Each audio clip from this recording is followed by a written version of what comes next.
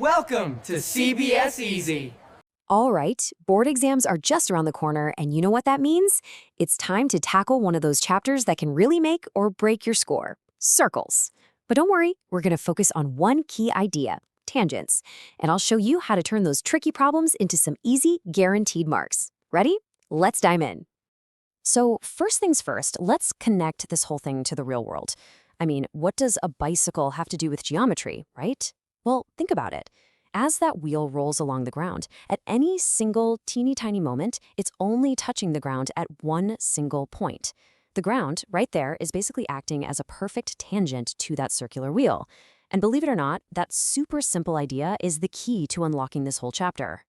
Okay, so we've got the real-world picture in our heads, but now we gotta get a little more formal, for the exam. You need that precise textbook definition. So let's really nail down what a tangent is, and just as importantly, what it isn't. Look, when you put a line and a circle on the same piece of paper, only three things can happen. It's that simple. Possibility one, the line completely misses the circle, doesn't touch it at all. We call that a non-intersecting line. Possibility two, the line slices right through the circle, hitting it at two different points. That's what we call a secant. And then there's the third option. The line just grazes the edge. It kisses the circle at one and only one single point. And that right there, that's our star for today, the tangent. And here it is, the definition you absolutely need to have memorized for your exam. Write this down. A tangent is a line that intersects the circle at exactly 1 point. Not 2, not 0, just 1. And that special little spot has a name too. It's called the point of contact. Simple, right? Clear, precise, and perfect for getting those marks. Now this quote, this is a really cool way to think about it. Just imagine a secant, right? Slicing through the circle, hitting it at 2 points. Now, in your mind, start sliding those 2 points along the curve, bringing them closer and closer and closer together until, bam, they merge into one single point. And what have you got? You've just turned a secant into a tangent. So yeah, a tangent is really just a secant that's been pushed to its absolute limit. All right, let's get to the good stuff. Our first golden rule. This is Theorem 10.1, and let me tell you, it is the secret weapon for solving a ton of board exam questions. I like to call it the 90-degree rule, and you'll see why in a second. So let's pause and think for a sec. Imagine you draw a line from the very center of the circle out to that exact point of contact on the tangent. What do you think happens right where that radius and that tangent meet? What's the connection between them? And here's the answer. This is the big reveal. They are always perpendicular. That's right, every single time they form a perfect 90-degree angle. This is Theorem 10.1, and folks, this is non-negotiable. It's a law of circles. If a radius meets a tangent at the point of contact, you're looking at a right angle, always. Okay, but how can we be so sure this is always true? Well, the proof is actually kind of beautiful in how simple it is. It all comes down to one basic fundamental fact of geometry you probably already know. The shortest distance from any point to a straight line is always the perpendicular line. That's the whole secret. So let's walk through it. Step 1, pick any point on that tangent line. Call it Q.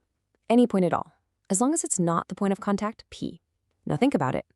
Since it's a tangent, that point Q has to be outside the circle, right? Which means the distance from the center O to Q is definitely going to be longer than the radius, OP. And since this works for every single other point you could possibly pick on that line, it means OP has to be the shortest possible line you can draw from the center O to the tangent line XY. And what did we just say about the shortest distance? It's always the perpendicular one.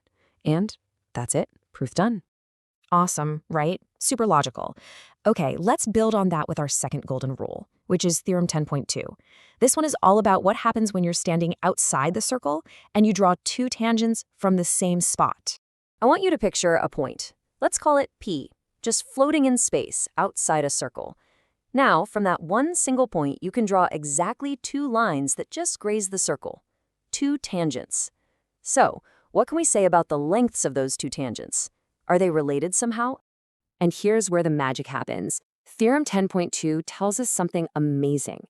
Their lengths are always equal, every single time. If you draw two tangents from the very same external point to a circle, the length of those tangent segments will be absolutely identical. It's another law of circles. And the proof for this one? Ooh, it's another classic. The strategy is super clever. You just connect the center of the circle to that external point and also to the 2 points of contact. And what does that do? It creates 2 perfect right-angled triangles. So the game plan is simple. Prove those 2 triangles are basically twins, or as we say in math, that they're congruent. This table lays it all out for us, using something called the RHS rule. Let's just talk it through. First, OQ and R have to be equal, right? Because they're both just radii of the same circle. Next, that line OP in the middle, well, it's part of both triangles, so it's a common side. And finally, those angles at Q and R, we already know they're 90 degrees. Why? Because of our first golden rule, Theorem 10.1. So what do we have?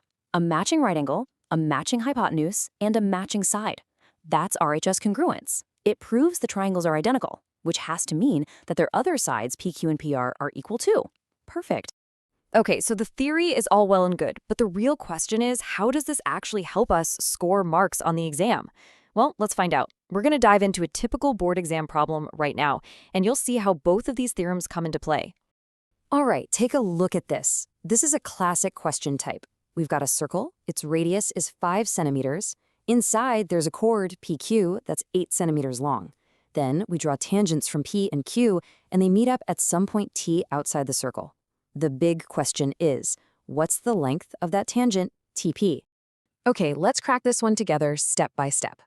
First thing we do is draw a line from the center O out to that external point T. Now here's a neat property. That line will always cut the chord PQ exactly in half. So if PQ is 8, then PR is just 4 centimeters. Got it? Good. Now zoom in on that little right-angled triangle OPR. We know the radius OP is 5, and we just found PR is 4. A quick use of Pythagoras' theorem, and we find that the side OR is 3 centimeters. Okay, now here comes the clever part, the key insight.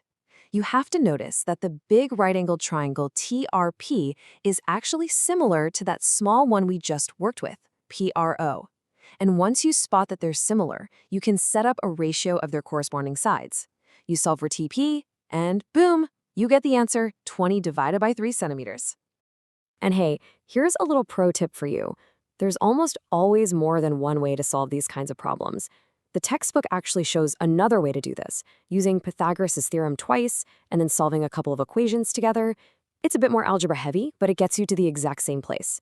The main takeaway here is it doesn't matter which path you take, as long as you use one that makes sense to you and gets you the right answer.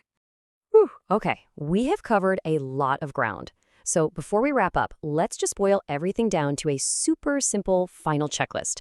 This is what you need to remember for your revision. All right, here are the 3 big takeaways, the absolute non-negotiables you need to walk away with. Number 1, a tangent touches a circle at only 1 point, period.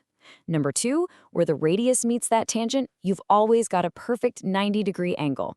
And number 3, if you draw 2 tangents from the same point outside the circle, their lengths are always equal. You master these 3 rules, and I promise you, you have mastered this chapter. And there you have it. That's our deep dive into the world of tangents. You are now armed with the core theorems and a solid game plan for tackling those exam problems. But hey, before you go, let me leave you with a little something to think about. We've spent all this time talking about lines and 1 circle. But what happens when you have 2 circles that touch each other? How many tangents can you draw that touch both of them? That's a puzzle for another time.